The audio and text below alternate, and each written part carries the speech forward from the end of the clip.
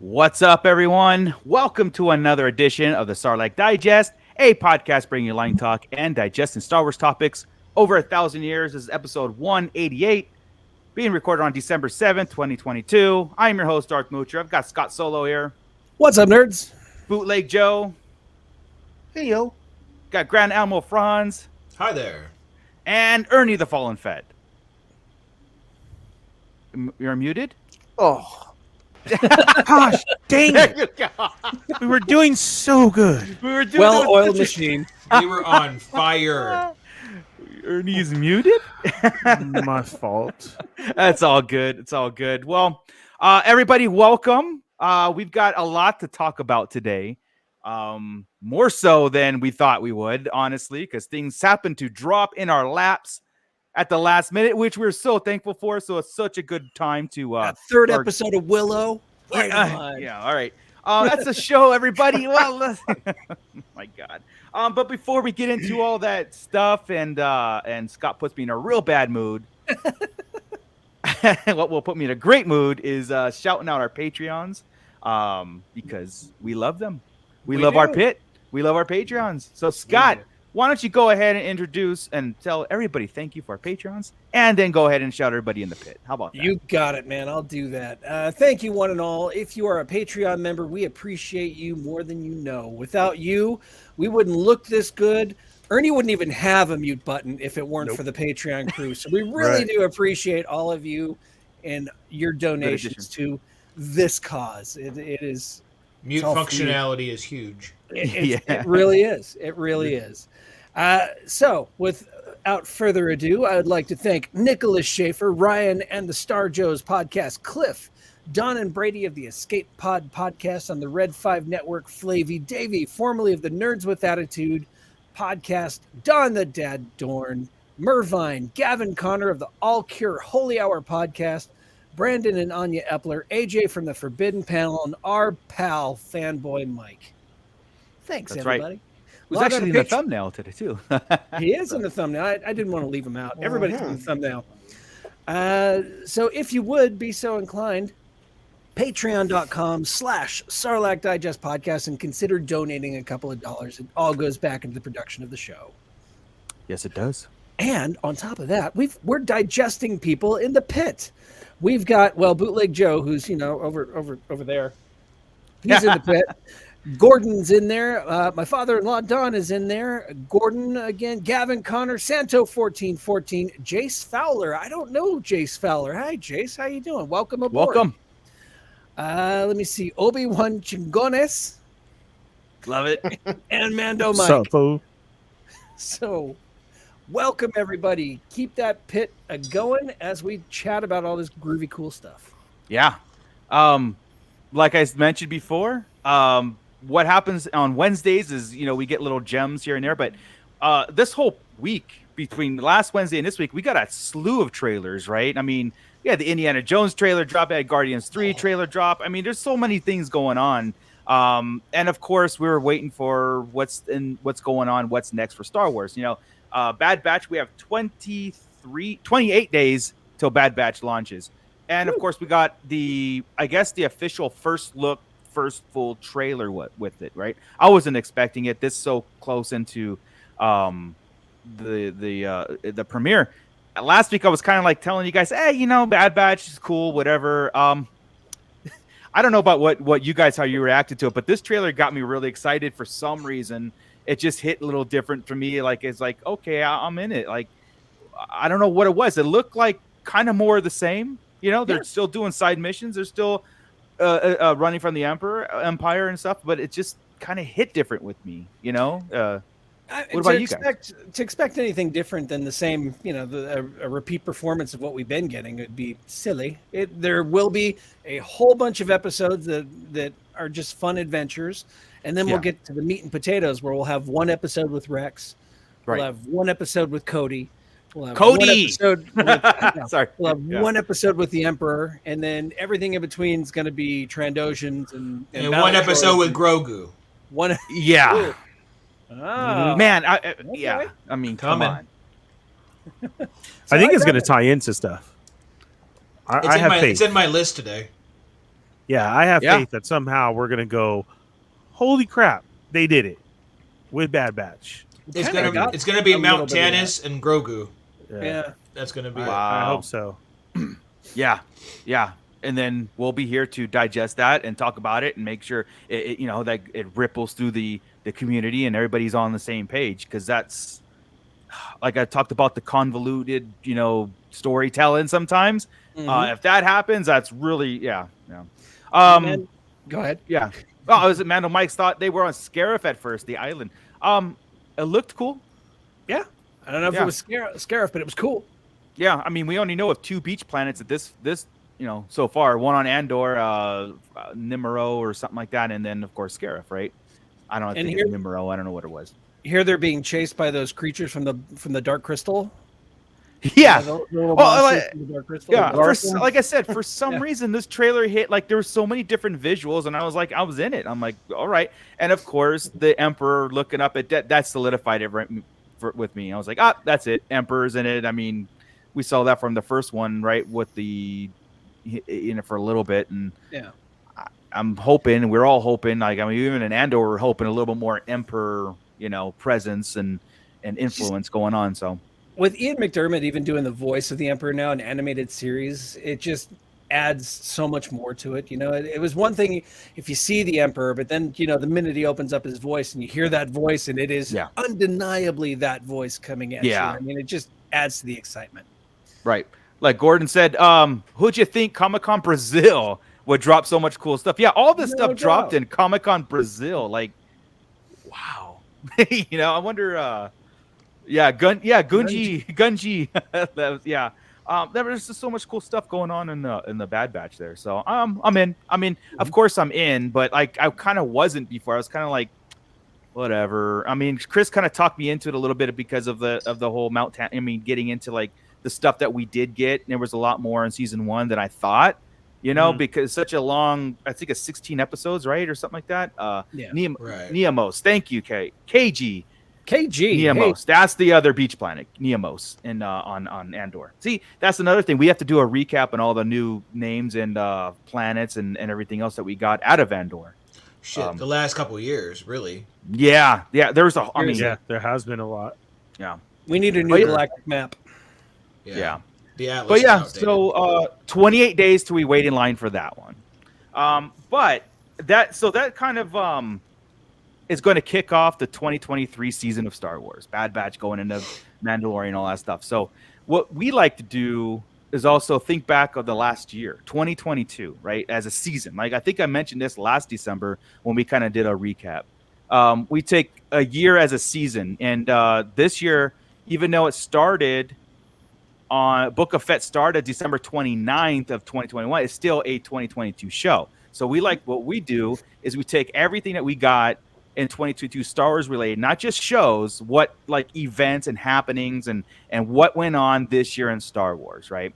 So what we're gonna do is we're gonna kind of recap and then pick out our favorite top moments, like the ones that got us like, this just happened. We're added to our repertoire of like the best things in Star Wars that we're going to talk about, and we want T-shirts, want everything about these moments, right? And I want the chat to or the pit to kind of like get into it too and tell us your favorite moments, because next week we're going to do the worst moments in Star Wars, the cringiest moments, the worst things. Like we don't even want to talk about it, But we're gonna. right? So and next week should get a little exciting, for that, because I know a lot of us have different opinions on certain things. Even this week, even today's show is going to have different opinions about what we like, But I think what I'll do is I'm going to kick it off to who wants to go first. And we'll just round robin this, do our top moments, and then I'll go because I'll have a bonus list later, so I'll start now. All right. So that way it's not just start. That way it's not just me going for a very long time. right. Gotcha. All right. So Scott, you're gonna line me up with number 5. We're just jumping right in, right? Yeah. got it. I forget my order, so I got to see it. I'll keep you in line. Number 5. Okay, from Obi-Wan Kenobi, Vader being Vader. I couldn't Yeah. pick a moment specific, but just the fact that we got live action Vader. Between dragging the lady down the street and breaking a kid's neck, right? Yes. Dropping Kenobi in fire, and then the whole lightsaber stop, break it in half, and then throw her one. Right, just to be a jackass. I mean, we got Vader being Vader, so every time he got to do something, I was like, "Oh shit!" So I didn't want to break those into moments. It was just anytime I got to see Vader this year, I was pretty pumped, dude. Oh, dude. Not only did we just get him, like it was every moment, like you said, it was epic Vader. Yeah. It wasn't just like a hologram or just a presence in the background. It was more than I expected. Yeah, every single time. It All kind right. of took what we got in Rogue One, because nobody was expecting what we got at the end of Rogue One, Yeah. and that kind of put the exclamation point on this, on Rogue One. This was like a whole freaking season of that episode or Yeah. that moment. It Oh, was it's pretty great. incredible. So, Fantastic. all right, With your it number being 4. Christmas time, all I see is Obi-Wan screaming Ralphie Uncle. In the top room. Uncle! Oh. Poor Ben. All right, number 4. Number 4, from the Book of Boba Fett, Luke and Yeah. Ahsoka. Just them having a conversation is enough for us to all go, what the hell is happening? Right? We got Ahsoka, the Yep. apprentice to Anakin, and then the son of Anakin sitting there talking, and she's breaking off so much like your father when they're talking. You know, they're familiar already, so there's already backstory to them, and we get to know that they're sitting here, and she's part of him building this temple and building this new way, or at least aware of it. And, Yep. and just the fact that they're aware of each other is a big to-do moment in the lore. So I think that's a huge moment this year. Not just a It huge might- moment, but a checklist, right? Like an air checklist of these two having something in live action and that meeting, right? This Yeah. might actually pop up on a couple other lists. While we Yeah, go through this was one of episode those here. Yeah. stand up fist pump moments, and they did nothing but talk, and that was fantastic. I love Yeah. it. We don't always need fancy stuff, even from the Jedi. No. They had nothing in this conversation really was to do with necessarily the Force, Jedi fighting, or anything. It was just Ahsoka and Luke talking. Right, Yeah, right. So, which brings us to probably number 3, I think. Oh no, wrong one. Okay, but No, Ahsoka no, still. it is your number 3. But Ahsoka does stay here, right? And on my list a lot every year because Ahsoka's badass, right? Tales of the Jedi. The moment you realize and it hits you that whole episode was Anakin teaching Ahsoka to survive Order 66, right? Like Right. without all that beating and going through it all the time, she Yeah. wouldn't have survived season 7 of Clone Wars. That was already awesome, and then this one just made it even more awesome. It's like, how can you keep putting icing on top of the cake? Yeah. You know, there's a Yeah. point where you got to stop. Okay, like I don't need another scene that shows how even more awesome Rex got in this. You know what I mean? I don't. Right, we're, right. Yeah. We're good now. Right. we're good. and such an emotional scene. Yeah. I think by the time we are done with by the time they've moved on from this era, we are going to have everything that we can watch from Ahsoka's birth to her final moments. Yeah. It- Fleshed out. it's- I mean, yeah, yeah. fleshed out. She's going to be the most fleshed out character in all of Star Wars. Yeah. Seriously. Yeah. Agree. Side by side with Anakin / Vader. Yeah. Absolutely. I would say exactly, just like Vader. Yeah. Yep. Yeah. We'd see Luke and Leia from birth to death too, but not nearly as fleshed out. No, Right. nowhere. Unless we start getting things in between, which it's possible. I mean, we did get a little bit of Yeah. Ah. And bringing us to number 2 again, just conversations, right? But I'm thinking overall to the lore, right? How important this conversation is and how it changed the original trilogy. How Right. this entire meeting and relationship changed the "You're my only hope," you know, and Yeah. it's just a really cool way to connect the two that I never thought we would ever see. Right? And then when I knew it was happening, I didn't think I'd like it because I'm like, why aren't we just dealing with Luke? What are they doing? And then after a minute, you're like, damn, Leia was the perfect idea to use. This little girl was perfect. And then Yeah. these conversations about, are you my real father?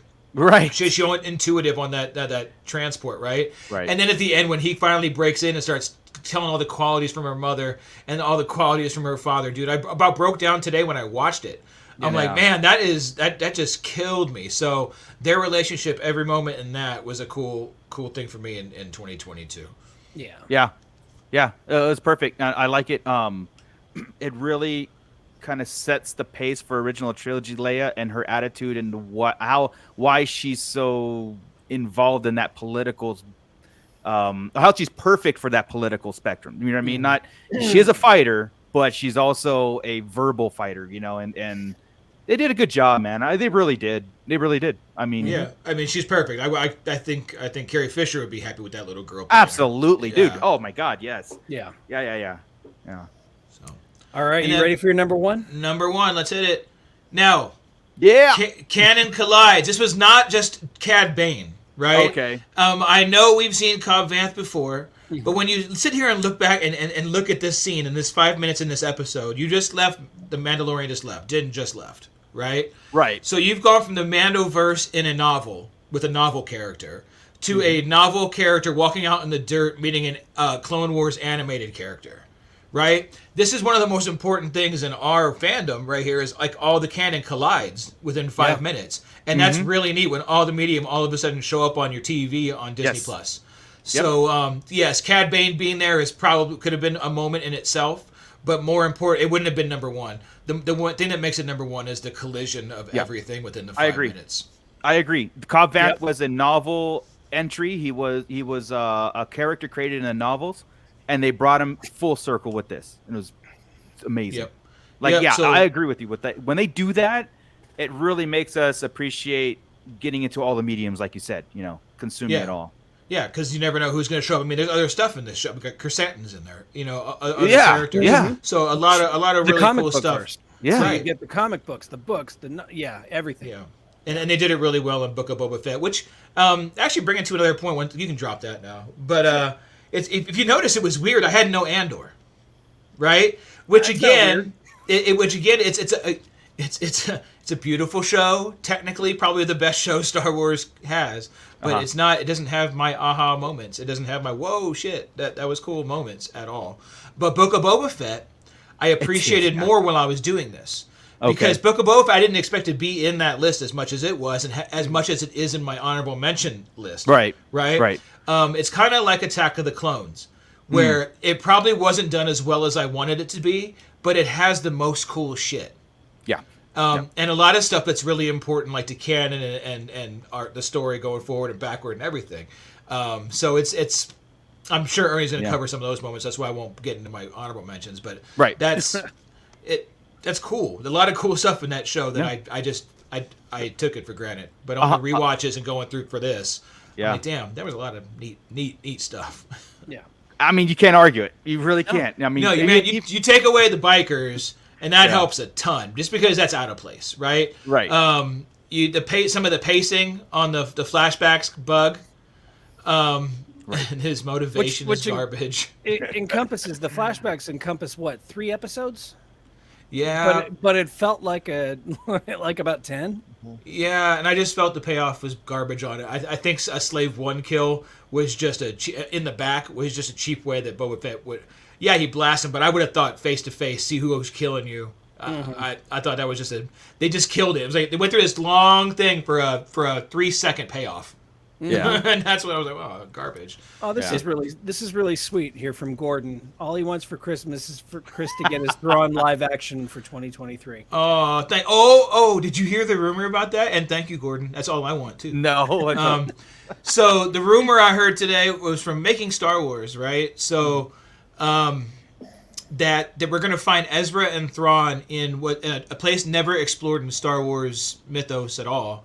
And they're going to call it New Space, basically. Okay. So this is a whole new area where they find people that use the Force, but they use it differently. They interpret it differently. But that's what we'll be dealing with a lot when we meet up with Ezra and Thrawn. So, I hope. I mean, yeah. That's cool. and they stand by it's Mikkelsen is Thrawn. That's what they're going. That's the okay. Yeah. Okay. If it's not Matt Smith, that's number 2. Yeah. You're right. When we did, He was number 1 until Matt Smith. To be honest, he was number 1 up until then. I'm on a Matt Smith kick. Yeah. No. So it's like after House of Dragon. Absolutely. After the Crown, with I it, knew man. he should be Thrawn. After House of the Dragon, I was like, there should be nobody else but him, but be Thrawn. Yeah. But I'll take Mikkelsen. See, I didn't hear that rumor, and once you said something about New Space and Mikkelsen, I got goosebumps, dude. I'm like, something new and cool, plus Something a new, character yeah. I really want as Thrawn, and I'm And you've got 2 established characters for us, right? In a new place. It's not like going in High Republic where everybody's new in a lot of the places. Everything's new, right? We've got better anchors here. Yeah. For us. Yeah. They didn't use Yoda well enough as an anchor in High Republic. Oh, God, no. It's, Not at all. It's automatic here. Yeah. So. Right. Well, nice list, dude. I've written it down so I can overlap certain things if we get into overlapping, and then we'll put a community poll on our the community's channel on YouTube to see everybody else's picks if they agree or not. But yeah, cool, awesome. I agree with all of those, dude. Yeah, there is gonna be some overlap, but maybe some other things too. So we're gonna go ahead. Why don't we go with one of the guys who doesn't have a slideshow? Yeah, I was gonna say let's go right here in counterclockwise. The Fallen Fett Ernie, your top moments in Star Wars of 2022 encompasses everything Star Wars. So even a toy release could have been a top moment for you. Go for it. The Book of Boba Fett at number 5. The Book of Boba Fett at number 4. The Book of Boba Fett at number 3. It was a hard one for number 2, but I went with Book of Boba Fett. And the number 1. Number 1 Andor was the rewatch of Resistance. It was so good. Now we know he's trying. Wow. It's not so as good. bad the second time. yeah. I actually laughed. It was hurts less. amazing. Yeah. No, top 5 probably. Man, in the world of Star Wars for 2022, I mean, seriously, 5 would have to be the Book of Boba Fett as a whole, because no matter what, just like Chris had said, I kept telling you guys, like, and everybody else, this story is so important to tie things together, to bring us a story of everything from that of Chris said the worlds collide to Mando. I know it was a whole show, but that was so much in that one show. That's where you got the, Ahsoka and Luke, and even him. You're not a Mandalorian no more. Like everything, it was very, very important. It may not have played well to everyone else. Right. Yeah. To be fair, most of my moments are from those 2 episodes. The ones without for Boba. reals, yeah. But yeah, you're right. Yeah. But we still needed the show to get there. Yeah. Right. So that was really cool. So I would have to say that as a whole. Okay. Number 4 for the year 2022 is that I got into Hot Toys. There you go. And not only did I get into Hot Toys, but I got some badass Hot Toys at that. I got a Mando. I got the Fett on Throne. I have an all black Boba Fett, which is how I've always wanted a custom bucket. He's up there. And He's great. Yeah, that was the comic book one, and it was a great. And there was so much more. There was statues. There was other figures. There was the double pack. There's like the dirty version. Cat Bane is coming out. I have him on pre-order. Same. Fennec is on pre-order. Like, it was just a great time. Now, at the same time, I declined from Black Series. Right. And that was just a whole nother world a whole nother issue for the toy world this year. A lot of people got fed up with Black Series and quit and did everything. Yep. Correct. Even you, Scott. So it was a time I soft quit because I still got some, but I still get some, but it's not like we used to. I don't need 2 cases. You're in the pick and choose mode now. Right? Yeah, or I'm getting everything on sale. And I open it all. Yeah, it's like, okay. I mean, so it's a really trying time, but vintage collection has really taken off. So as a number 4 for collectors is, the Hot Toys and the Black Series issue to the vintage collection to everything like that is right. It was crazy. I think the hottest ticket this year, staying on that, are the new, I still call them micro machines. I can't remember the name, but those out there are going crazy. You mean the Micro Squadron? The ships? Is it Galaxy Squadron or what? So No, you already have some too? I got them all. I got all Series 1 right there. Yeah. And Series 2 started. People are back hardcore into it. And I like seeing that. They're always flying off the shelf. They're always being stocked. That's good news. And you might find Starlight Digest cards in. I was about to say, if you buy them in Apple Valley, California, you might get a Starlight Digest card. Yeah, which is brought listeners. So that's very cool. Yeah. But it was a good time for collecting and issues coming upon us. Sure. Number 3 was have to be the whole reveal of Leia to me. Like we said, we sat here for days, and again, I don't remember anybody saying it. What about Leia? What about Leia? So and all shows, Yeah. around everywhere, and so it was off our radar. I mean, I think we did mention like Luke and Leia, or correct, but not like that. Not that. Yeah. Yeah. Well, why do we keep saying Luke? The show could focus around Leia. Nothing. We're like, if you see Luke and Leia, but have her that was prominent, a major part of it. Yeah, a shock, I agree. and very well played.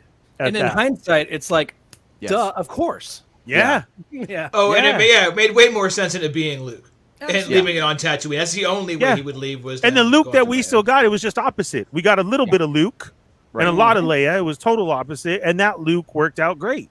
Yep. From him. I didn't know Amberu stayed strapped like that. That was a shock. Dang, pulling out, hitting guns from everywhere. Sure. That was amazing. Yeah. So that just the reveal of Leia. Nice. Number 2 has to be the whole, as a whole. I would say the Andor series of getting people talking Star Wars again. It wasn't all bad. You got to admit it, because even if they brought up it's slow, it's whatever, they weren't saying that it was bad. They were saying that it was slow or it was this and that. And we had good Star Wars talk again. You had like a couple YouTubers online who were trying to destroy it, and it really didn't work. People were clowning them. People were fighting back. People were making memes against them. Like, now people were seeing you're really fishing for stuff here, right? Yeah. So where it was a good story. I knew a lot of people who watched it just for the story, who aren't even into Star Wars. That's what I'm saying. As me being a fan, was great to hear that. Like, okay, I'll try this story. It's really good.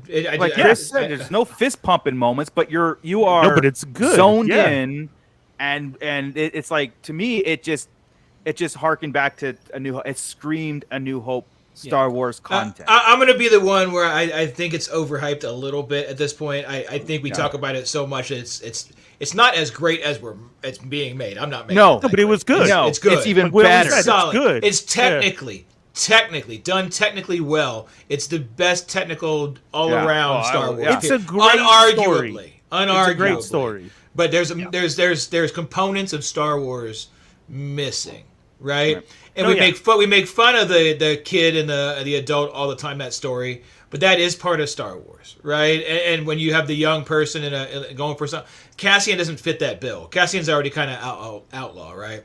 So it's just, I don't know.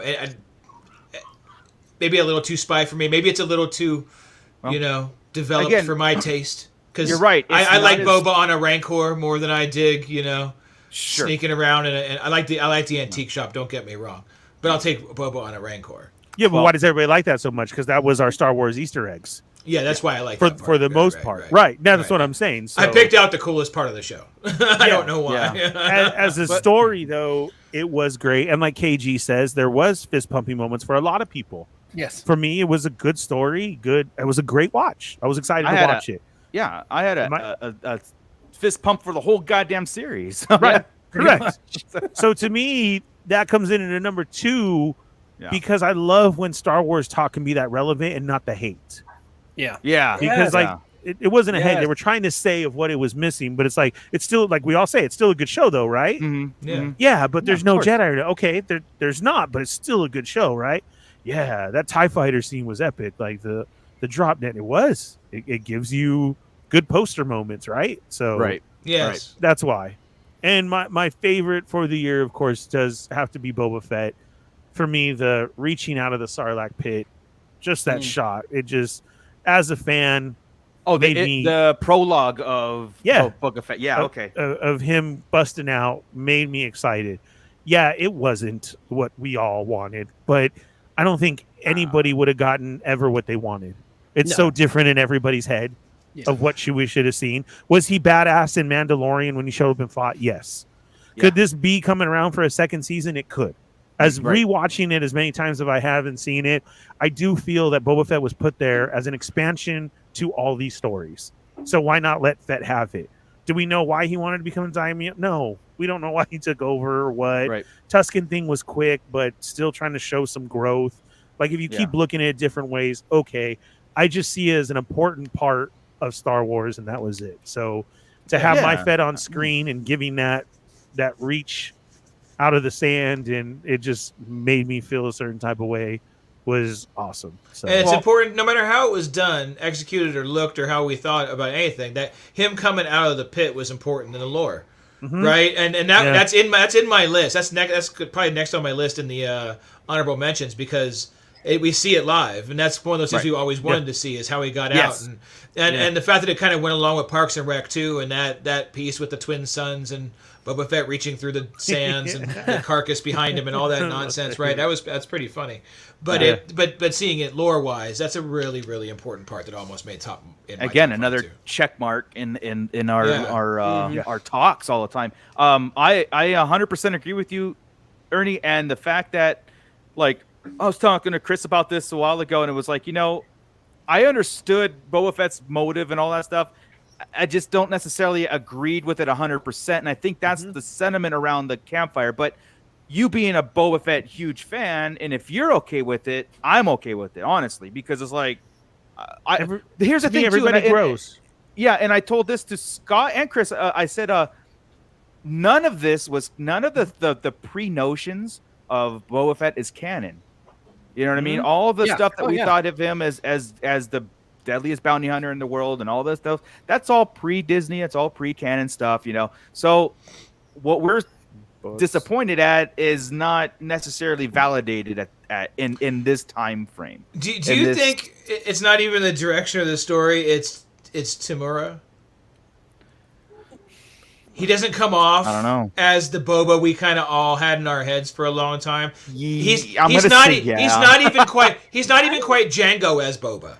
You know what I mean? Yeah, I don't know about that. I think he took his helmet off way too much. I think 100%. If he would have left his helmet on and been maybe that's it, Tamora, it would have instead 90% of those lines with the helmet on, it would have worked a lot better. That's an easy fix. You're right. I think I was with you, Chris, and then Scott said it where it's every time I'm Boba Fett and I'm taking my helmet, put it on off. It's like, look, but that's the problem. It is Tamora. That's what I'm saying. We're having to buy Tamora as Boba when we're used to Boba in the mask to that, because we didn't really get him out of it at all. I think we had like one shot of Boba from the side after he came out of the Sarlacc when Dengar saved him. I think that's like the only shot we had, right until later on, till Django. Yeah, because even comics or anything like that always showed the back. Yeah, just I think it might have worked better that way, right? Like just being very, very Mystique in the whole series. And we know it's Tamara, we know it's this, and do have shots of him, but for the 90% of the thing, he should have not been as bubbly. That makes sense. That's it. So it's a combo, for sure. And I don't want to discount what Cliff is saying here too, but him also being a pushover was a huge issue. Yeah, of course. It kind of goes, and we'll get into that on our worst. It kind of goes hand in hand though with. The minute he takes off his helmet, he loses that 100%. that look. He loses that gravitas that he has whenever he walks in fully armored up with the helmet on, and you're like, oh, okay. But then he takes his helmet off, and it's like, oh, it's just this guy. Okay. And he's smiling. That's Aquaman's dad. That's Aquaman's dad. Oh, hey, what's up, Aquaman's dad? No, as you guys see, like, it's funny. That's why I love doing the show and podcasting, because I never really thought of that angle until now, but it'll definitely be in next week's episode too. Honestly, the pushover thing, it's on a lot of people's lists. And I think that's majority of it. Rewatching Boba Fett though, like the whole thing, sitting through the whole thing, it's really cool. It's I agreed. I'm gonna end up loving it in a year or two. It's gonna end up being like those things where as it sits on you and you appreciate it, and you're like, okay, and you put things together and other things come out. You can see that Boba Fett's going through it today with all the stuff that it had. I'm like, you know what? I did give it a fair shot. Don't get me wrong. I was overwatching the damn thing, right? Sure. But I maybe just give me time to get over my expectations on it. Maybe that's what it was. A lot of us need to do that, right? Like that's our. But I'm still getting over some of the cringe. That's why I kind of think some of Tamura's delivery sometimes is like, It's not how I would have delivered it for Boba Fett, but That's Matthew Carlisle from Facebook. He says Book of Boba Fett wasn't as bad as a lot of people were saying. He enjoyed it. His son loved it. yeah. And that's what we're saying too, man. It was Keyword enjoyed it. Yeah, That's key because again, my binge through, I was like, this is awesome. I'm still didn't change my mind on the pushover thing and stuff like that, but as a whole thing, fleeting moments and stuff that we had real problems with, like little. I want the technicality of Andor with the look with Boba Fett on a Rancor. Oh my God. Yeah, and that's what I want. Half the effort from Andor and put it into Yes, that's it. I want those two worlds to combine and collide there, and then I'll be good to go.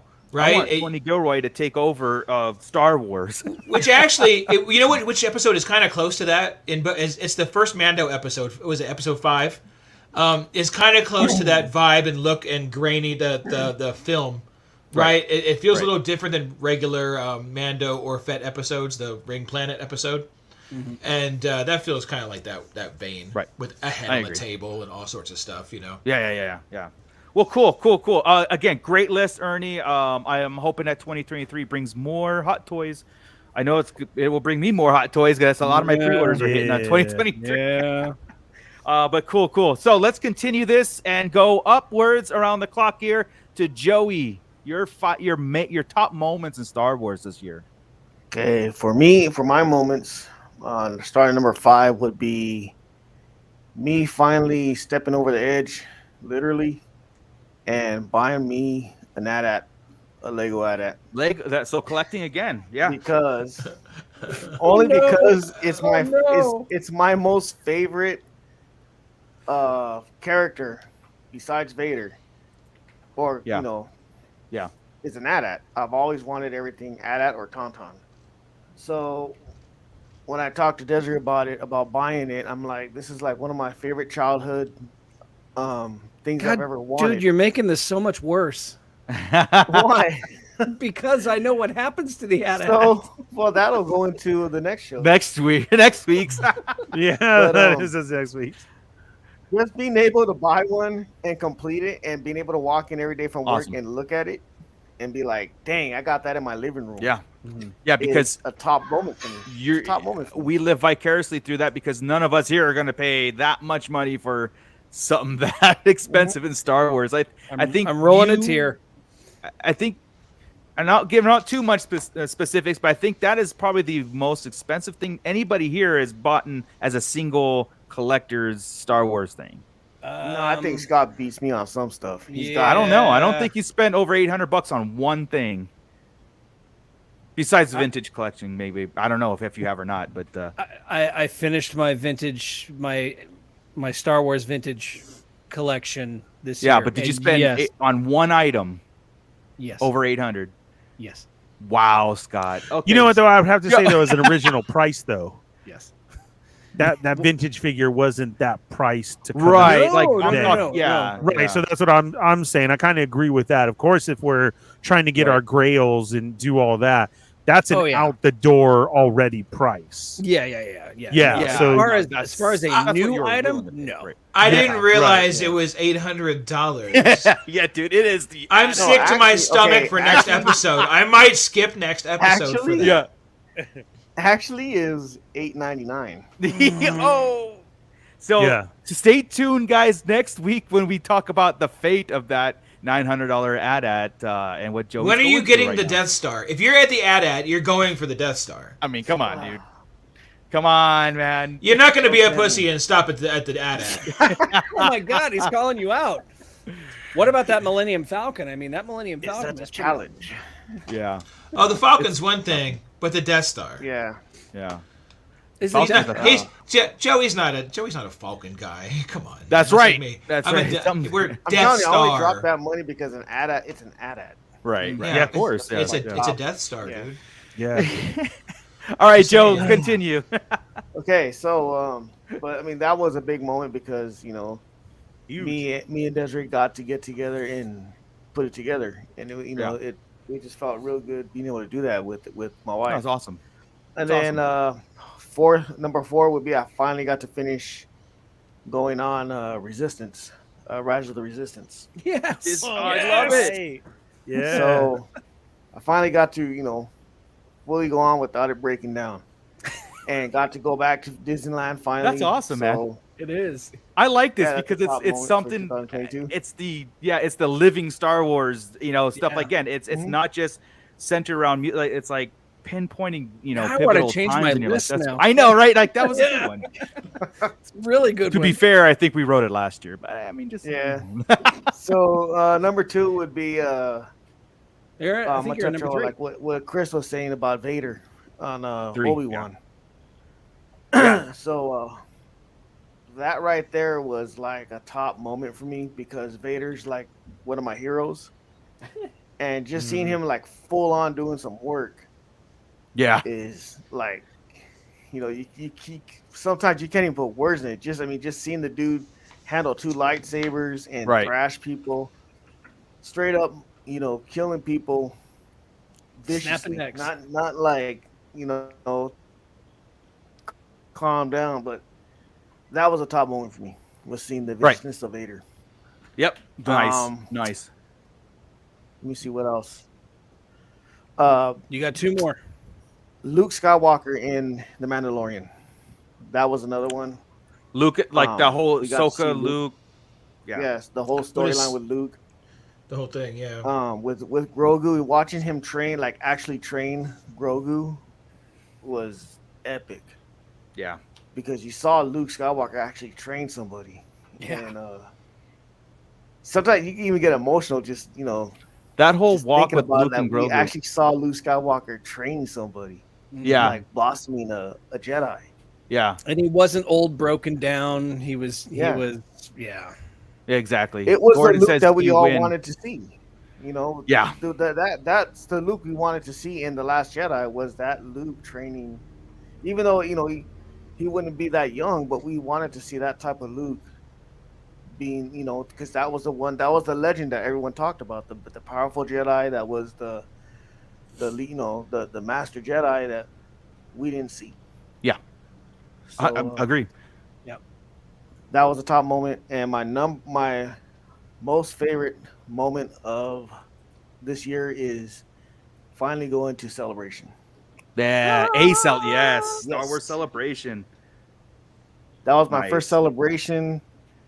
That was the most Star Wars nerds I've ever been around. And besides us, yeah. I loved every minute of it. I loved walking around with you guys. I loved having strangers coming up to us and, oh my gosh, the Starlight Digest, and people actually knowing my name and yeah. And yeah, it's a weird feeling. It is. Having people coming up to you saying, "Hey, can I get a picture?" I watch you guys all the time, and right. That was a moment I'll never forget. Yeah. I've always said that if anybody is out there, with the whole diversity or the diverse, the divided fandom, go to a celebration. You'll see how divided we actually really are. You know what I mean? Honestly, like you can have things going on. If those are the fans that just concentrate, not the ones behind keyboards, threatening actors and doing these things. No, go to a celebration and appreciating and celebrating Star Wars as a whole. That's something I don't think any other fandom ever will get to besides Trekkies, but we don't talk about them. So, because I've seen them Bruno. gather. We don't talk about Bruno. I've seen them gather. It's not pretty. It's not pretty. Gordon says that you win, Joey, for just heart. The guy that's most imperial and Vaderist has the most epic list of like heartfelt moments. I did this with my wife. I'd hang out with my friends. Yeah, I want to change mine now. That's what Star Wars does. Exactly. Changes Joey. Yeah. Awesome. Cool, man. That's awesome. Let's go to Scott. Let's see what your top moments were. This is gonna be Mine fun. sucks now. Joey's was better. We've covered all of these, almost all of these already. I took it literally moments in Star Wars for what we watched on screen on Disney Me too. Plus. Me too. Yeah. My number 5 was specifically, the Obi-Wan Kenobi series as a whole was really, really good. I enjoyed it. It had its flaws at times. It almost felt like a made-for-TV movie, which technically it was at times. But there were certain moments that really stuck out, and for me, this one right here at the very end, when Leia is back in the arms of her parents, and she is gearing up for another social event, and she puts the freaking holster on, and she's got her battle gloves, and she's ready to go out and do battle, and she's like, it's just in a different realm, right? Yeah, really cool. Everything that she had been through had led to this moment, and now she is becoming the Leia that we all love, Yeah. And I don't know about any, I'll speak for myself. I bought into, I mean, you too, because you're obviously putting this in there. I bought into the character of Leia this young, doing this and that attitude moving forward. It wasn't, something where she was just, a free spirit Roman, and then she got into no, this was like, if I'm doing this, I'm doing it my way, and I'm badass. It wasn't forced. It fit. Everything was perfect. Right. Yeah. I don't think this show gets enough credit for some of the good stuff it gets. It gets kind of forgotten about a lot. You're right. It gets knocked around a lot. I see online and by me too. Well, I started off by saying something too. I mean, at times the effects on it really, it's like they put all of the money into Andor, because Andor's effects and Andor's backgrounds and Andor's scenery and everything was top notch, top of the line movie quality, where Obi-Wan kind of faltered a little bit. Sure. And I honestly think that that was part of Obi-Wan's problem. Had they taken some of that budget and thrown it back into Obi-Wan, I look back at the Escape from the Imperial Complex, where they had the essentially what is a snow speeder coming in to save them, but it literally looked like the toy I've got sitting in my toy room, coming down and landing, and they're all running to it, and it just and we noticed the things that really the scale was bad in a couple scenes where I'm like, okay, when Vader stopped the ship and brought it down, I'm all, the scale is so off right in this scene. I'm like, who did that? There are moments where take you out, and part of it does ruin it for it ruins the experience. It really does. Was it in the volume? Yes, I think so. Yeah, Kenobi was all. I think the volume stuff is what does it, right? It makes it the made-for-TV movie, the novella. It's that vibe when you sort have of. that. I don't have that problem though when I'm watching Book of Boba Fett, which was also in the volume, and The Mandalorian. There was something about the budgetary constraints, I think, put on Obi-Wan Kenobi. It seemed rushed. Like really they didn't take time to flesh out the special effects besides the fight, besides Obi-Wan Vader's fight. But again, that could be in worse things too. That could be next week's episode. Who knows? And Andor, yes, and Andor, it had. I kept giving them shit because they kept pushing Andor back. Andor was supposed to be out this day, then it was pushed back to this other day, and then it was pushed back a little bit farther. And I want to say I'm hoping, because that didn't really tie into anything story wise.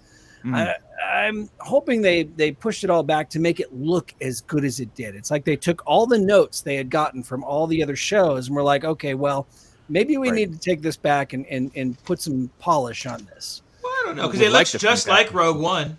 So I would imagine that would have been the intent in the first place, right? To make it seamless. Andor, the producers decided to spend their money on the interior sets, like the Imperial room, stuff like that, rather than and it went big action sequences or aliens. Yeah. And they did. There was somebody who posted something about Andor saying, like, look at this background alien character, and the detail in the alien character was on the screen for 2 seconds. And it's only one or two of them, is what I'm saying. They couldn't afford to do a bunch of them. But they cut the budget. To me, it worked. Yeah. It was alien lacking for me. That was part of the problem, right? That's part of it. So, speaking of big action moments in Andor, I call this the flight of the Fondor right here. Okay. And this scene right here, this moment when the Fondor is on the run, it had just left Saw Gerrera on the planet below, and they're being trailed by this Imperial Star Destroyer that we've seen in artwork before, the concept art for a Star Destroyer. And the shit that this ship does, it made me instantaneously stand up and think, well, number one, I thought it was a kind of a cool design for a ship anyway. It was almost like a cross between the Falcon and a Mandalorian ship, the way that they had the rotating wings and all that on it. Right. But actually seeing it in action and doing what it did and taking out that Star Destroyer I mean, holy crap, that was a great moment in Nice. Andor. Yeah. And then taking it to Book of Boba Fett for a second here, the finale, when we got to see Boba and Din Djarin together side by side. This entire episode I consider one moment, man, where it was just the battle of Tatooine. It was great. Boba Fett riding the Rancor, and these two guys right here. I always say that Din, as the Mandalorian, is the Boba Fett I always wanted, but never got. Right. And the two of them teaming up side by side, just being badass in the finale of that show, just made up for so many of the things that I personally felt were lacking in the series. I think it all kind of came home and really kicked ass there at the end. Yeah, I agree. That if you just take the finale as a whole, it's there's so much in that thing. I mean, we got the Cad Bane, we got this fight, got the Rancor, everything is in that. Yeah, it's just fantastic. Absolutely. Yeah, we could have had just 4 episodes more like that, and I'd have been happy, right? And even if we just cut to this saying like Boba Fett took over and he's doing this, and then and we had this whole scene, and we give me a crawl, and it start with the Major Domo coming out, like no, let me talk to him. I'm sorry, but we could make that work. I mean, we could have headcanoned the whole process and everything, and what we got in in Mandalorian season 2 with Boba Fett, that would have been awesome, dude. Yeah. Skip all the bullshit. Give me right to this. But still, I mean, even as you said, the bullshit, there was still some really good content in the Book of Boba Fett. 100%, it's just, there finale, was. It was just mostly in the Mandalorian episodes and the finale. That's the problem. Oh, man. All right. So moving on to number 2. And again, a moment. Yes. You can't go wrong. Hayden Christensen's burned up Anakin face sticking out of the Darth Vader helmet. Yes. Yeah. And the changes in the color that happen as he's talking. And it goes from blue to red as his thoughts and his speech gets darker and darker, and it was beautifully shot. And it's even like, more, even more the dialogue in this scene too. Exactly, the dialogue was great. It was, you did not kill Anakin, or you did not destroy Anakin Skywalker. I did. Yeah, and he's smiling away. I mean, come on. Yeah, it was great. Yeah, absolutely. So, this was my number 2 moments of the year, and I'm just staring at this photo, going, "Oh my I know, God, right? I need to go watch that again." Yeah. And then my number 1, we've already hit it several times already in this episode, but the implications from this scene right here. Yep. Luke and Ahsoka together. Yep. And not only Luke and Ahsoka together, but Luke and Ahsoka together on the planet Ossus, which, if you're a comic book fan, another tie-in to the old comic book canon. Ossus was the seat, the cradle of the Jedi, essentially, back in the old Tales of the Jedi saga. Right. So the fact that Luke put his training center there on Ossus, Ahsoka's there with Luke, talking about Anakin, just like your father. Oh my God. Come on. Simple. Less is more kind of attitude with the writing and everything going into this. Yes, this is Book of Fett, by the way, too. Right? Yeah. And Luke's Cobra Kai tie-in now. Yeah, absolutely. Quiet. Yeah, I agree, man. It's just something special about this moment and their dialogue together, and them being in the same frame, and it was something that, like I said, Chris and I always joke around having that checklist, like that in-air checklist when we watch Star Wars content. And this was all of us talking about this for years about as soon as Ahsoka was introduced as Anakin's Padawan and going through the motions and her knowing that she survived all this stuff. And we're just like, this has to happen. This has to. Once you know she survives, it's like, okay, well, she's going to meet Luke. There's no way she doesn't meet Luke. When did she meet Luke? Absolutely. Right. And then I am going to throw in my my honorable mention, which should actually be number 1 because I'm a follower of Joey's and I'm a big fan of What's his fancy name that he refuses? It's Jojo Binks. Jojo Binks. Yeah, Jojo Binks. I want to say that Celebration nice was absolute. If Ahsoka and Luke was number one, this is the king. This is the crown. Yeah. Of moments in Star Wars this year. Yeah. Going to Celebration with all you jackasses and actually walking around, having a great time.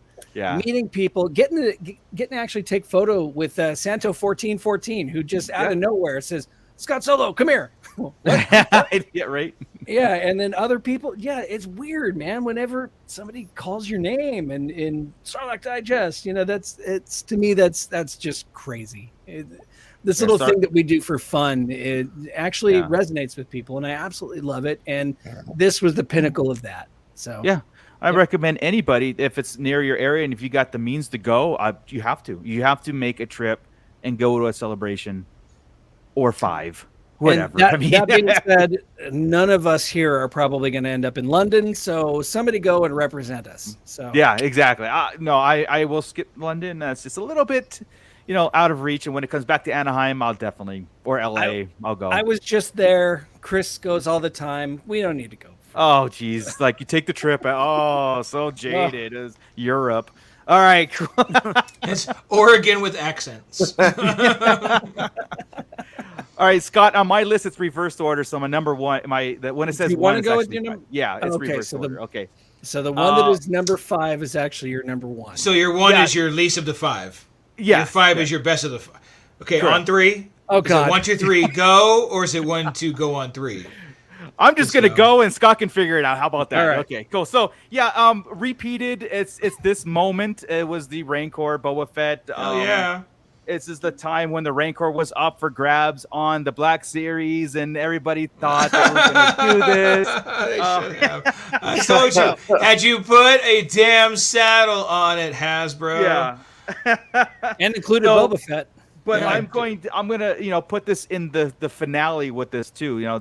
This whole spotlight of that whole finale of Boba Fett was epic, and every Star Wars meaning of epic. You know what I mean? It's just fantastic. But I mean, come on, this is what we got. It's like if you showed me this 5 years ago, I'd be like, oh, come on, how are they gonna pull that off? Right? I mean, right. That's some bullshit comic book stuff. There's no way. Yeah, exactly. And we got this live action, and it was, and again, Boba Fett had some amazing stuff. Moments. Yeah. But it's also going to tie into next week's episode when we do this again too, about some of the worst things that we had this year. But again, we'll get into that later. But yeah, I loved it.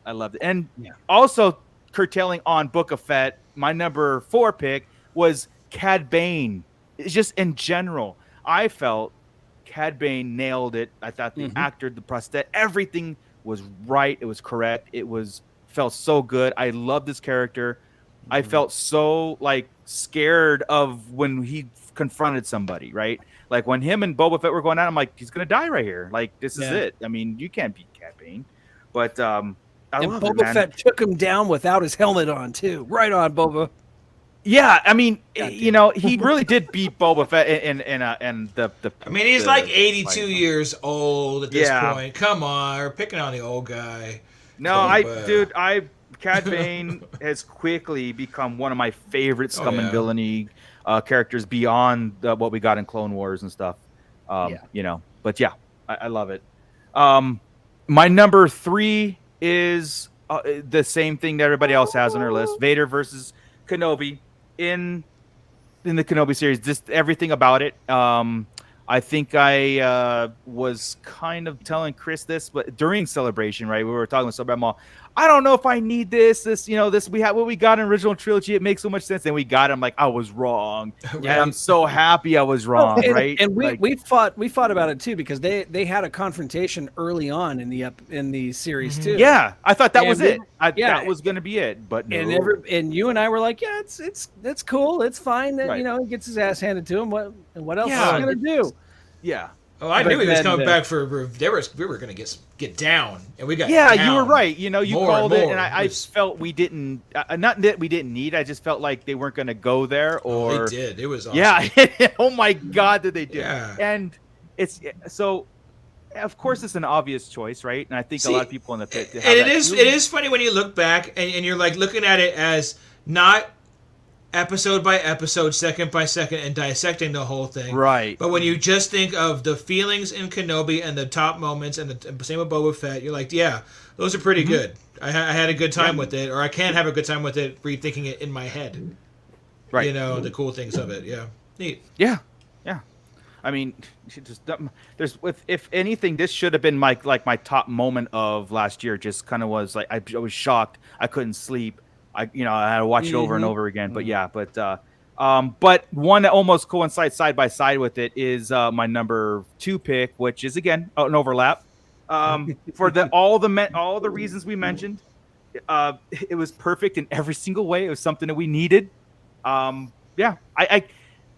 can't say enough about the scene. I don't know if we'll ever see them together again. I hope, but it's going to be in a different. I can't imagine that during the Heir to the Empire saga issue, whatever we're going to do, that they don't cross paths.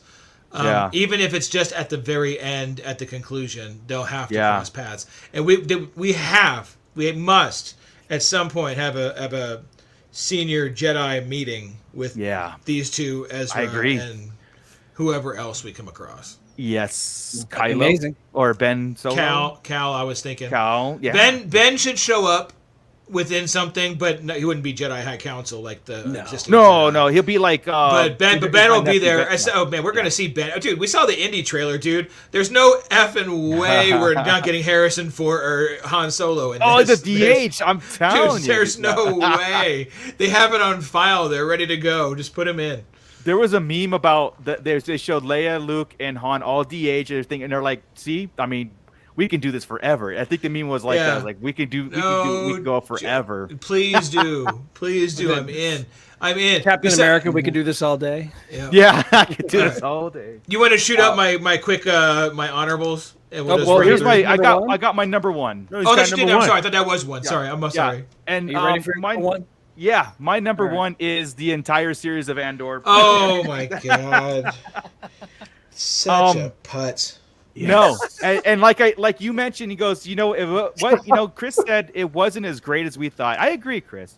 It was effing greater. It was greater than we thought. You had to put 12 episodes together to get one moment, and it was epic. Stop. I don't care what you say. It was good. All right, it's time. It's all right. It's time. Here we go. Stop. Okay, Chris, seriously. You love the show, and you know what it was doing, and you're talking yourself down. You talk yourself down because it wasn't the punch in the face that you got. Like you said about the marching stuff, right? It was too long. It was this and that, and so you even said something the other day about the motivational speeches. Oh, right? Dude! Listen. Yeah, stop. But I went back and I went and I thought about it and I looked at one? it and stuff. All of them from the very first episode, whatever motivation from Luthans to and even the kid that was in the manifest, even to Marvel, everything was such a great build. It wasn't over the top. It wasn't too much. It was enough because I was in the spirit. I was watching it, putting myself in Andor's shoes, and he needed every moment of this, and we all needed every moment of this because of the dangers of what Andor set up, what the fragile rebel alliance, the Imperials crossing that line. Everything needed. It's almost like what I said last week to you was, if you take it away, I think we suffer as content.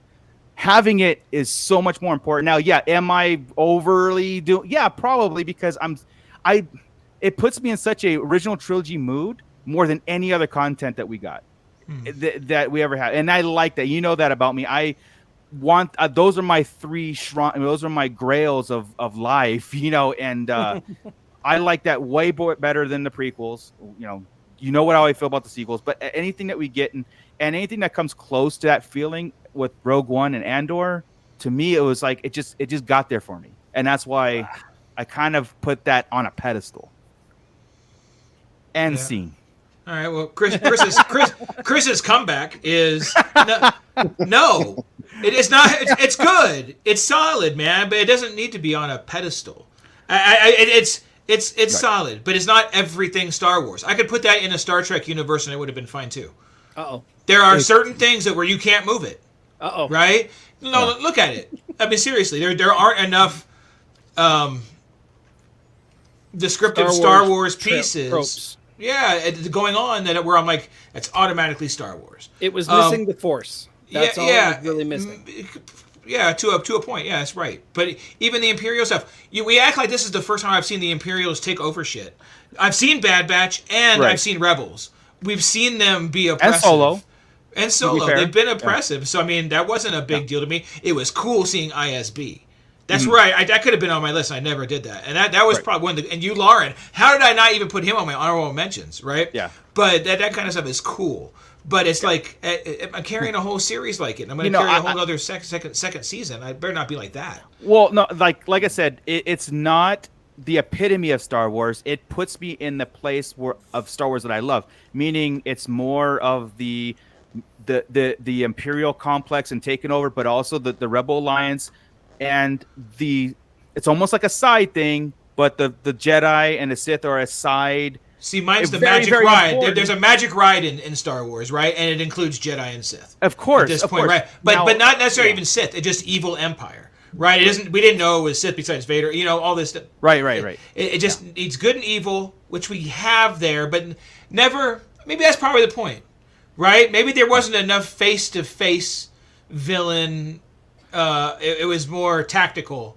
Yeah, there wasn't I don't know, man. Yeah, you're right. No, there. And again, I'm betting on season 2 to bring us to Rogue One, and we know the events of Rogue One and all these things. And, like every screenshot, I kept joking I was going to do it. I never did, and I should have. I should have just kept sneaking in screenshots from the previous episode or 3 into the week's screenshots because. Oh look, here's Luthen talking to the old handmaiden. Oh look, here's Mon talking to her husband. Overly simplifying things on. No, but it is. It's like the same every week. Is what I'm telling you. Even when they change arcs, I'm getting the same shit. I'm going to create a Chris versus Marco graphic to go. Yeah, but it's not. But again, it's making me sound like I hate it, and I don't. No, I just think we've talked it up to this point now. I'm like, it's good, but it's not up here, man. Well, no, see, that's where I disagree because who left? Ernie left. That's it. What did we say? Did we say? I think it's like when a kid leaves when his mom and dad are fighting. Kenobi to me puts me more in a magical original trilogy place. Oh well, okay. See, that puts me more in the Clone Wars prequel era, and it's just a different feeling that we both have, right? It's like, and I said I didn't think Andor was like I said, the epitome of Star Wars because again, it's missing. There is a glaring missing aspect of it, which is Jedi. Even if it's good guy, where's the big bad guy? Where's the good guys in it? Andor has that missing. It's putting these puzzle pieces for a bigger picture. And my thing was like, I was just put into a headspace that I was just like, it threw me back to the 80s watching Star Wars and more Rebel Alliance versus Empire, and then having Luke as Obi-Wan and Vader. It's like what Rogue One did, a perfect mix of that because you had Force stuff. You didn't have a good guy Force stuff, but you had Vader doing his thing, and it kind of just sealed it. Right, it existed. Sealed that, and what Kenobi put me into the headspace of the prequels just because of what it is. It didn't really give me the original trilogy vibes until the end where Scott said about Leia standing there.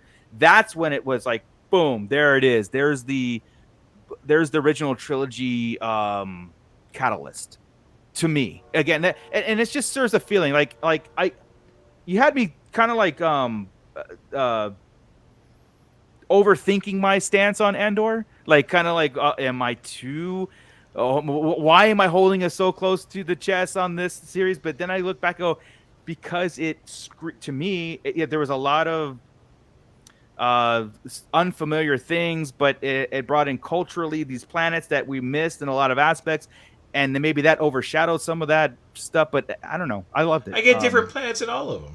I just don't. I don't know, man. I don't hate it. I don't want to bash it at all. Again, technically, the acting, the direction, the cinematography, the sound, the music, you can't argue everything. that. There's not one thing that can beat it in any of it, except for excitement and grabbing my nutsack.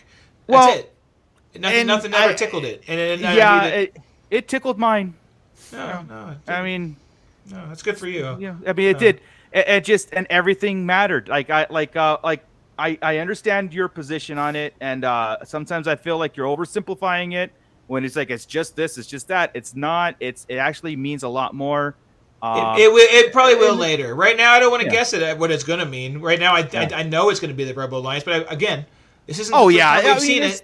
I've seen it. There's in Rebels. no aha moments, right? Because we know all the outcomes. It's almost like the prequels. There was like what aha moments besides Order 66 was there? I mean, we knew they were going to duel. We knew that he was going to turn into Vader. We knew that Luke and Leia were going to be born. We knew these things were going to happen. So we were anticipating. It was just how they were going to happen made it epic. Yeah, I was still dealing with a Grievous. Same thing with Andor. Grievous and all other stuff, right? I don't have a Grievous here, somebody to keep me busy while the big story goes on. I would like somebody to keep me busy fighting or chasing or doing something while everything else is happening.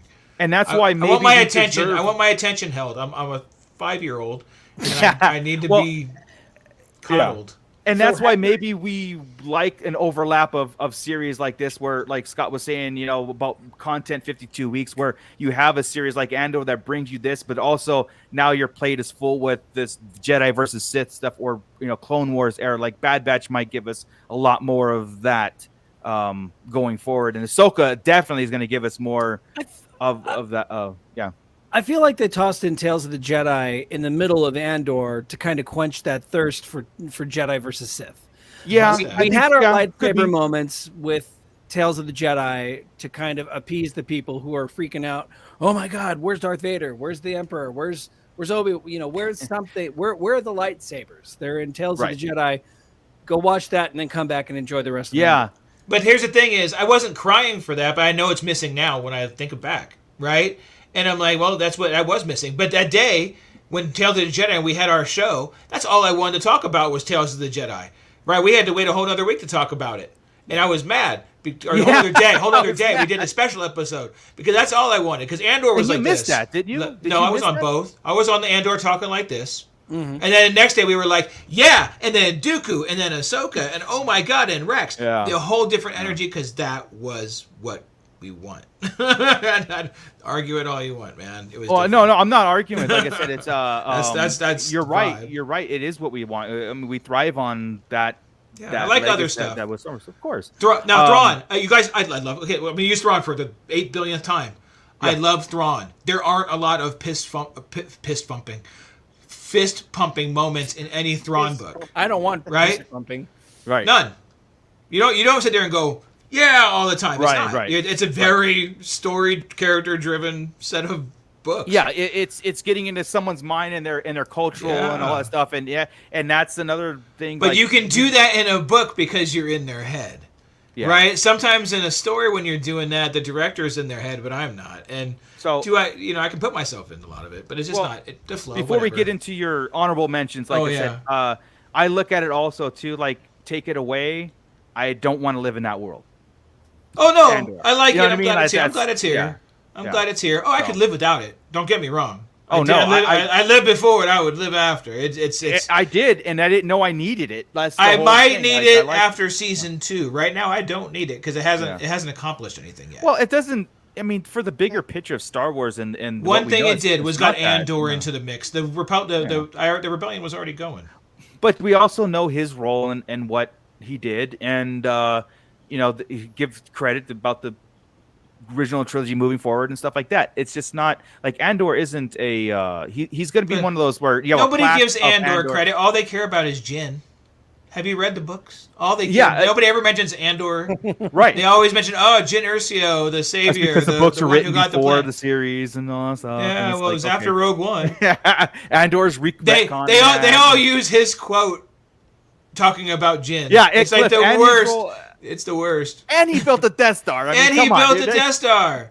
Yeah, this son of a bitch. Right? And you're over here. I love this show. Hey, that was a fist pump moment I didn't get to share with y'all because I was right. No TIE fighter. Oh, I was Death with Star dish. I was so was with excited. you. I know, but I was excited. I wasn't there for that episode. I fist pumped the entire series. I loved You're it. full I of think shit. it's- You Well, sat there and went, that was pretty good. You also like episode 2. I love episode You're okay 2. with Jar Jar Binks. And What's wrong with Jar Jar? you argued with me on the sequels. And Sequels exist. I don't give a shit. Yes, you do. That's the whole thing. Force Awakens is pretty good. I can live with the rest of them. Yeah.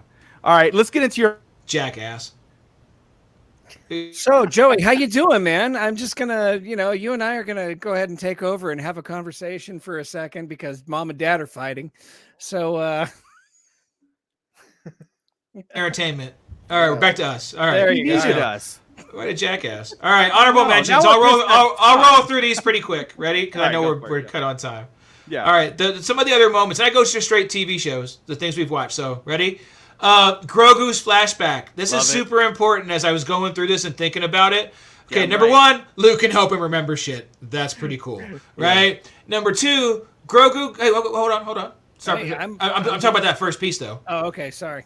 And the second important piece on this is the picture on the side, the crooked picture. He's not getting saved. He's going to get kidnapped. That's what I was saying earlier about Bad Batch. He's getting picked up right here. He's not getting saved. There's no Quinlan Voss or somebody coming to save him. Right. These guys are taking him, and he's going to Mount Tannis. So they took them. That's what's happening right now. So Gotcha. that's where I'm. That actually makes Makes sense. sense. I mean, Yeah, If you're gonna steal a Jedi to try and take some DNA, take from one of the most powerful alien forces out there. I would think the Emperor knows this dude exists. He would want a young one that he can manipulate because Yoda is too strong to control, right? And he'd want that same race because they live for frickin' ever. Yeah, It's probably he sent him send the 501st over to the temple. Yep. Order 67 is capture Grogu. Yes, exactly. something like that. Exactly. Order 666. Right. Yeah. Let's get him. Let's get the little green guy. All right, now next one. Sorry. Can I go on to the next screen? Yeah. The Oscar moment. Is that a bench? The delivery on this, if it doesn't get Pedro Pascal at least nominated for is that a bench, then I'm upset. Next. He's on a fucking Rancor, guys. Come on. It really should have been in my top 5. But I mean, overall, Laura, that's how I made my top 5, right? I had this big old list of things, and I wanted to do it based on what was important to Star Wars, and it just Andor, didn't make the right, cut. exactly. No, not at all. Have I even used an Andor picture yet? We're getting Yeah, there. but you said important to Star Wars. I'm like, Yeah, Andor it's is very not. This important. Rancor is just as important to Star Wars as Andor is. Unbelievable. Completely the same. This Next. is a dude that likes resistance.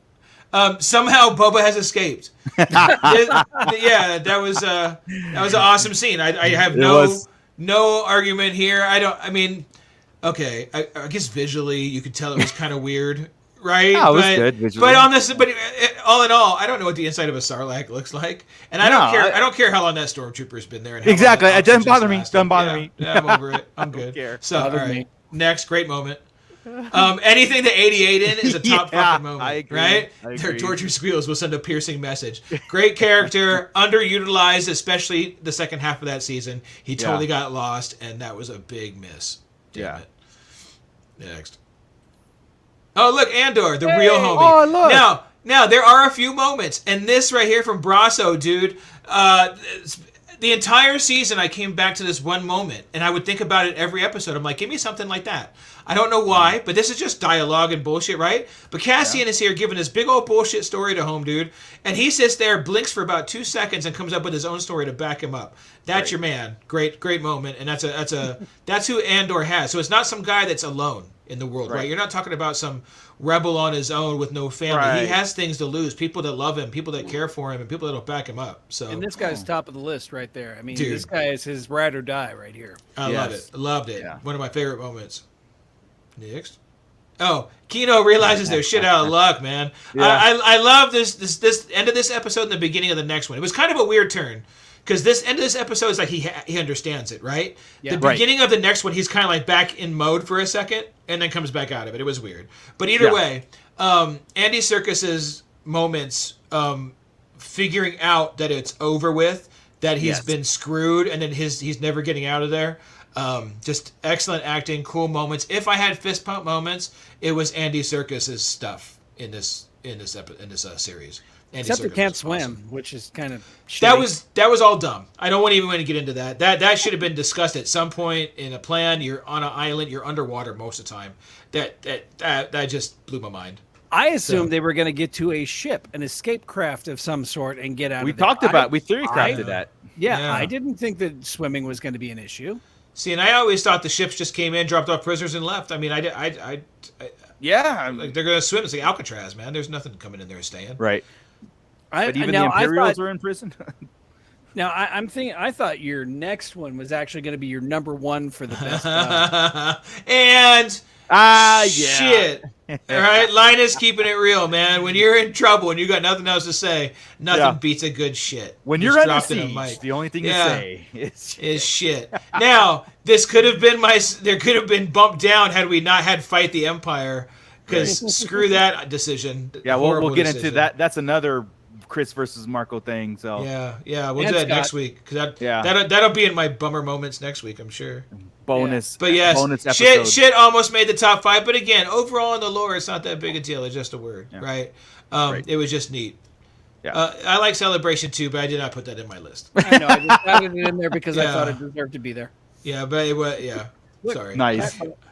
I can't. Why are we looking at Cat Anus? I don't know. This just took a turn, and that's OnlyFans content, dude. You need to back off. Awesome. Well, guys, that was fun, because taking a look back is always fun, right? And it gets you remembering on the stuff that we did get, and go. We got a lot of stuff this year. I said it. I was told to eat my words, but I think 2023 is going to top it. I really do.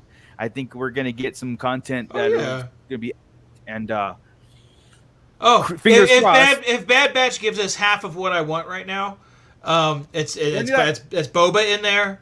Cody, we know Cody's in there. Yeah. Right. Cody's definitely. And then we get Grogu in there, and a little bit of Quinlan. I think those four things. Give me a couple of those. All we hope is do not drop the Mount Tannis thing. Get back to it, and get back to it soon. Don't wait till it's freaking 15 episodes in. Season finale. The after credit scene again, like now we're inside of Mount Tannis. Wait till Bad Batch season 3. Yeah, because that's again, it's build a scene. Wars and Rebels, they do these things where they give it to you and they don't come back to it for a long time. Yeah. But they always do though. They do. They close their arcs. So we got to be patient. I'm going to be mad about it. We're not going to see Mount Tannis, but they put it for a reason. They're not going to let it drop. Yeah.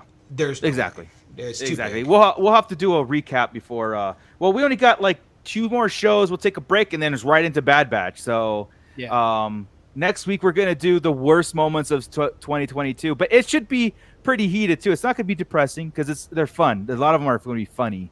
So we'll see what we. Yeah, they're. Oh, God. Man, it's not though. That's what I'm saying. Okay. It's that not. was sarcasm.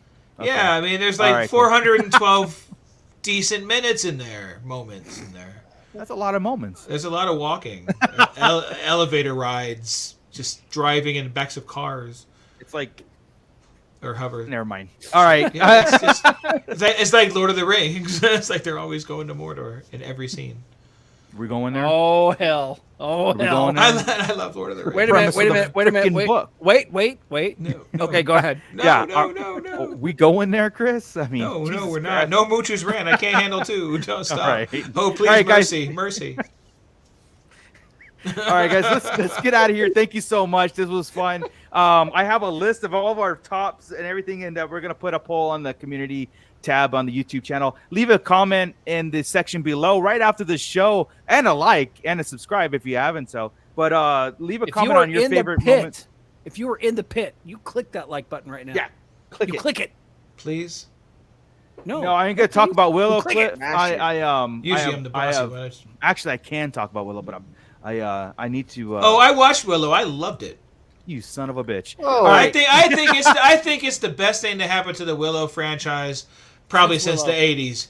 Franchise, one movie. All right. I think that IP Chris has gone bye now. That IP is in good hands, and I think you're. I didn't watch it. Yeah, I know. But I did watch Peacemaker again. That's great. Of course you did. I have not, and it's even been pushed back further. You know, I don't care because I feel like I said I feel like I've amped up Peacemaker more than you amp up Andor, or almost as much as you amp up Andor. Yeah, and they're both justified. And then if somebody were to watch it after we pump up either one, they'd be horribly disappointed. Probably they're like, "What is this?" Like this Andor. After Marco talks about Andor, oh man, look, he says his nuts got tugged. There's nobody that disagrees with me. It's not gonna. There's plenty. It's fine. It's fine. All right. Let's get out of here, guys. Again, best of is wrap. That's a wrap on that. Worst of is the next to follow up next week. It should be fun again. Scott, go ahead and take us out of here since Ernie had a dropped call and he's not with us anymore until next week when he joins us. And we'll go from there, guys. So a lot of fun. Thank you, everybody. Chris, Joey, Ernie, Scott. Thank you, guys. This was awesome. Every time we can do lists like this, I appreciate it. It's awesome, right? So, thanks everybody for joining us tonight. We had a great time. I hope you had a great time too. We'd like to know what your top 5 moments are. So, if you would please, once this episode's processed, go ahead and drop. It should be done in just a little bit. Drop a comment down below and let us know what your top 5 moments are. Don't give us your worst 5 moments. That's next week. So don't forget to tune in next week as we go over those worst moments. Sorry, Rusty. Okay, I'm very animated when I talk. So yeah, next week we'll go over the bottom 5 moments of the Star Wars saga. Also, don't forget, if you are so inclined, log on to patreon.com and drop us a couple bucks a month. We really appreciate it. Patreon.com/Sarlacc Digest Podcast. Also, continue the conversation over on our Sarlacc Digest Central over on Facebook. Yes, we're old. We are on Facebook. We don't do all the Snapchats and all that other stuff, though you can find us on TikTok with our 1-minute toy reviews and other nonsense that, TikTok people do. Also over on Instagram, Sarlacc Digest Podcast, Twitter, Sarlacc Digest Podcast, where Chris, that guy down there, does some talking every now and then. I don't know. Have you been on Twitter? Again, I get into modes, man, where I don't like people. You start going, everybody's cool. Then you get on the internet again. You're like, oh man, they still all exist. Yeah, I know. Twitter. And the guy Twitter's a dumpster fire right now. So right down there, Jojo Binks. There it is. Jojo Binks and his bootleg _760. You can check out all of his toy photography. He's got a thing for Godzilla. I don't get it, but he does. He loves Godzilla. Check out his Godzilla photography. So, and he does other things too. He's a pretty cool guy. And this fucker over here, this guy, he's got a little company. It's called Tashi Station Emporium, where you can get all of your action figure stands like this. Look at this. This is a Kyle Rayner figure here because Kyle Rayner's an awesome Green Lantern. And that is a Tashi Station Emporium stand. Look at that. You can't see it, but I can. He's standing up. He wouldn't do that on one of those. I was hoping to hear him fall. I was hoping so hard. I was like, check please. it out. Mike don't Myers. fall, Chris. Mike Myers right there. Not even the funny Mike Myers, the killer Mike Myers. He can stand up on one of the Tashi Station Emporium. Marco thinks he's funny. He does think he's funny. The last Halloween was funny. Marco introduced me to Slayer yesterday, and I gotta say, I kind of like it. One down. Yeah. So I was listening to him all day yesterday. So let me swap my Depeche Mode over for some Slayer. No, that's not gonna happen. But hey. All of a sudden he's got Slayer things, an actual mohawk. Wearing docks again. Check this out. I carved Slayer in my forearm. Anyway, also, Grand Admiral Friends, do you have your own Twitter account or anything like that anymore? You just strictly... I stay on the Sarlacc page, and I stay on the Hot Topic Instagram. There we go. Hot Topic. That's a thing of the past that might actually maybe... Yeah, geez. And I think about ranting about stuff that I'm like, Well, that's why you get into the concentrated lore aspect of it. Like the planets would be a great... I know, that'll come up. I'll do it. I know. No, you won't. And so, also speaking of Tashi Station Emporium, Darth Moocher here in his Tashi Station Emporium is running constantly, nonstop. Yes. Stands, backdrops, everything. He is going to be at the SoCal G.I. Joe Show and Toy Convention in Temecula this Sunday. That is December 11th. I don't know the times. Don't ask me the times. I don't know, but it's in Starts Temecula. at 10 o'clock. There we go. Starts at 10 o'clock. You Doors can open. just look it up, damn it. Yeah. You got to buy So-called- tickets anyway. Might as well look up the time. Right. It's a super cheap show though to get into. Also, it's Yeah. only like $10 to get into. So check it out if Yeah. you're a G.I. Joe fan. Go on down to Temecula this weekend. Check out. I'll be at the table with them. We'll also have Exo Squad Archive there. All my G.I. Joe buddies, the Nerds with Attitude guys, are going to be there. We did have a death in the family of the Nerds with Attitude family this week, and it hit pretty hard. But that's why I'm trying to keep this positive and trying to keep it everybody smiling. But that's what Star Wars does, man. That's right. It's to, like I've said it on the Moocher Mondays, this is what keeps us the glue that holds us our sanity together and our imaginations, and brings us all to any time of our life. During the darkest of times, man. Sure. And like Matt Logic said, Sunday. Nice. Santo's going to be there. All right, we'll see you there, man. Or Matt Logic, maybe. I don't know. It says Santo 1440 and says I'll see you there. Oh, sweet. All right, cool. All right, I don't have anything else to say. I think I covered it all very loudly. Yes. Nice. Thank you, everybody. We'll see you next week. With that, Scott. Keep it nerdy, everybody. Toodles. That's a good one. Keep it toodles, everybody. Only non-Andor fans say toodles. Whatever. It's okay. Lame. It's fine.